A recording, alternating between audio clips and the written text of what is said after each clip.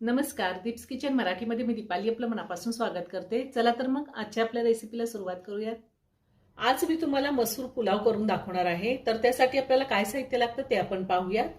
मी इथे 2 वाटी बासमती तांदूळ घेतलेला आहे आणि तांदूळ स्वच्छ धुवून 15 ते 20 मिनिटं पाण्यामध्ये भिजत ठेवला होता। ह्या वाटीनी 2 वाटी मी तांदूळ घेतलाय आणि ह्याच वाटीनी 1 वाटी मी भिजवलेले मसूर घेतलेले आहेत। मसूर मी 2 तास पाण्यामध्ये भिजत ठेवले होते। 2 मीडियम साईजचे कांदे मी कट करून घेतलेले, 2 मीडियम साईजचे टोमॅटो कट करून घेतलेले आहे, 3 ते 4 हिरव्या मिरच्या मी मधोमध कट करून घेतल्या आहेत। थोडी कोथिंबीर लागणार आहे आपल्याला, मी कोथिंबीर बारीक चिरून घेतली, थोडी पुदिन्याची पानं घेतलेली आहेत, 6 चमचे दही घेतलेला आहे, 1 चमचा आलं लसणाची पेस्ट, 1 चमचा धने पावडर, अर्धा चमचा जिरा पावडर, अर्धा चमचा लाल तिखट घेतले, अर्धा चमचा गरम मसाला, 2 चमचे साजूक तूप घेतलेला आहे आणि आपल्याला तेलही लागणार आहे, चवीनुसार मीठ आणि खडे मसाल्यामध्ये 1 तमालपत्र, 1 चमचा जिरे घेतले, 2 दालचिनीचे तुकडे, 1 मसाला विलायची, 5 ते 6 काळी मिरी आणि 4 लवंगा घेतलेल्या आहेत। मी गॅसवर कुकर ठेवलाय, त्यामध्ये 2 चमचे तेल घालते। तेल आणि तूप दोन्ही वापरणार आहे मी। तूप घालूयात। तेल तूप गरम झालंय, त्याच्यामध्ये तमालपत्र आणि हे खडे मसाले घातलेत मी।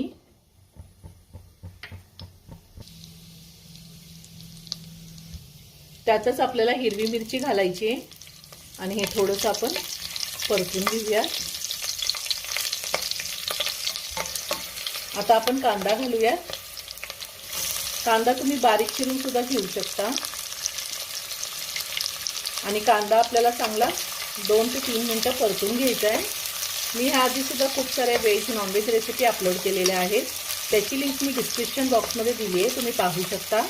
अजूनही तुम्ही माझं चॅनल सबस्क्राईब केलं नसेल तर नक्की सबस्क्राईब करा आणि शेजारील बेल आयकॉन क्लिक करा, म्हणजे मी ज्या रेसिपी अपलोड करते त्याचं नोटिफिकेशन तुम्हाला मिळेल आणि तुम्ही माझ्या रेसिपी बघू शकाल। 2 मिनिटं मी कांदा चांगला परतून घेतलेला आहे। आता आपल्याला ह्यामध्ये आलं लसणाची पेस्ट घालायची आणि पुन्हा 2 मिनिटं चांगलं परतून घ्यायचंय, म्हणजे आलं लसणाचा कच्चा वास निघून जाईल। आलं लसणाची पेस्ट सुद्धा मी चांगली परतून घेतली। आता आपल्याला टोमॅटो घालायचा आहे आणि त्यातच बारीक चिरलेली कोथिंबीर घालूया, पुदिना घालायचा आहे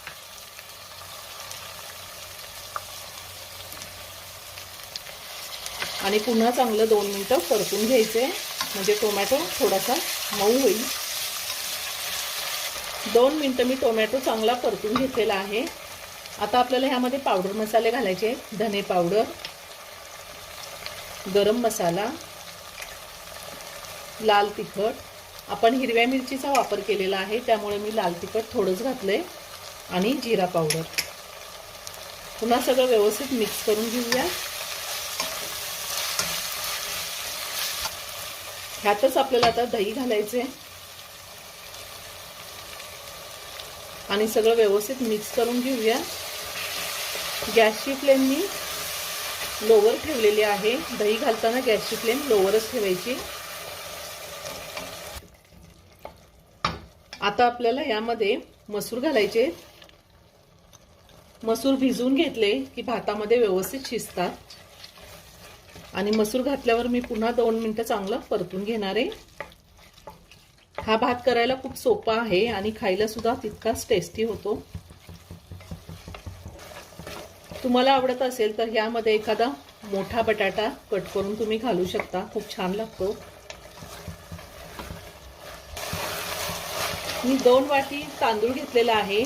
2 वाटी तांदळासाठी मी 1.5 वाटी पाणी घेतले आणि आपण 1 वाटी मसूर घेतलाय, तर मसूरसाठी मी अर्धा वाटी पाणी घेतलेले, म्हणजे टोटल मी 3.5 वाट्या पाणी गरम करून घेतलेलं आहे।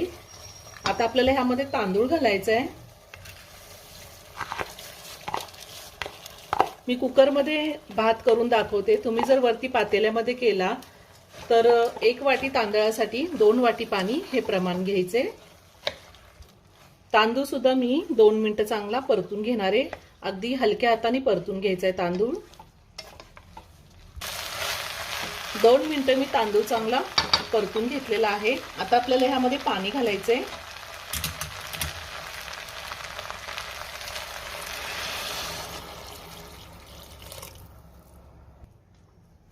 आता आपण ह्यामध्ये चवीनुसार मीठ घालूयात आणि पुन्हा सगळं व्यवस्थित मिक्स करून घेऊया. ह्या टायमिंगला तुम्ही मीठ चेक करू शकता, जर कमी असेल तर वरतून घालता येतं. आता छान एक उकळी येऊन देणार आहे मी आणि त्यानंतर आपण कुकरचं झाकण लावूया. उकळी आली आहे, आता आपण सगळं व्यवस्थित मिक्स करून घेऊया आणि कुकरचं झाकण लावून कुकरच्या आपल्याला 2 शिट्ट्या करून घ्यायच्या आहेत. कुकरच्या 2 शिट्ट्या झाल्यात आणि कुकरचं प्रेशर पूर्ण निघून गेलेलं आहे. आता मी झाकण उघडते, वरतून थोडी कोथिंबीर घालते. खूप छान सुगंध येतोय. खूप छान झालेला आहे मसूर पुलाव. आता मी एका प्लेटमध्ये काढून घेते. खूप छान मोकळा झालेला आहे राईस. मस्त चमचमीत असा मसूर पुलाव तयार करून झालेला आहे. खूप छान झालाय. तुम्ही एकदा नक्की करून पहा. व्हिडिओ जर आवडला तर व्हिडिओला लाईक आणि शेअर करायला विसरू नका. रेसिपी आवडली असेल तर कमेंट करून नक्की कळवा. पुन्हा भेटूया अशाच एका छानशा साध्या आणि सोप्या रेसिपी बरोबर. धन्यवाद.